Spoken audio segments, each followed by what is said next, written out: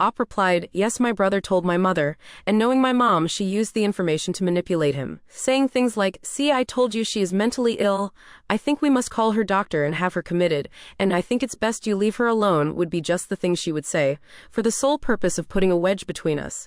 She has always been jealous of how close we are. But what did she expect would happen when she handed 11-year-old me my 6-month-old brother and basically said, here you go, take care of him. I'm going to lay in bed and read magazines and eat chocolate. Another comment said, P. Going NC with mother and possibly by extension her brother makes sense given mother's mental abuse and her brother's unwillingness to accept OP's boundaries regarding their mother. That said, Op did mention to her brother possibly wanting to end herself after an argument with the mother. Calling for a wellness check makes sense in that situation.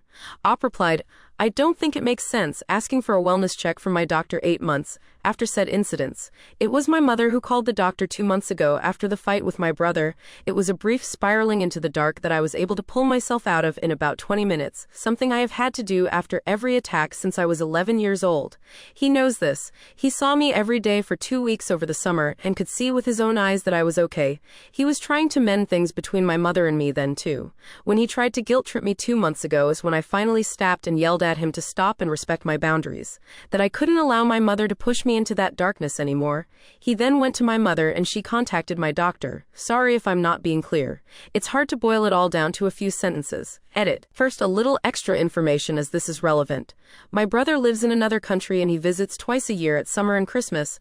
I have hosted Christmas for the last 20 or so years and he has spent nearly every Christmas with me. Something I always look forward to. He sleeps at our mom's house as she has a guest bedroom but spends hours at my place every day he's here. We celebrate Christmas on Christmas Eve in my country. My mom lives 5 minutes away by foot, so very close to my house. Now for the update. I learned that my brother came to town on day 16th from my oldest daughter. I didn't hear anything from him. I was miserable. My boyfriend saw me get more and more sad and depressed as the days went by up to Christmas Eve. The thought of him leaving the country again without me seeing him was ripping my heart apart, and my boyfriend knew that. He is himself a younger brother with an older sister, and he told me that my brother was undoubtedly too scared to reach out to me. Big sisters are scary when they're mad. After a lot of persuasion, he got me to reach out to him. He suggested I messaged him. Want to talk? I couldn't get myself to do that, so I sent him a gif of a woman opening her door smiling with a big welcome sign by the door instead. And then I waited. Nothing, no reply. Christmas Eve comes and I am in no mood to celebrate, but I have to get it together for the kids' sake. I go take a shower and hear the pling from my phone. It's a message from my brother. I felt like sobbing with relief.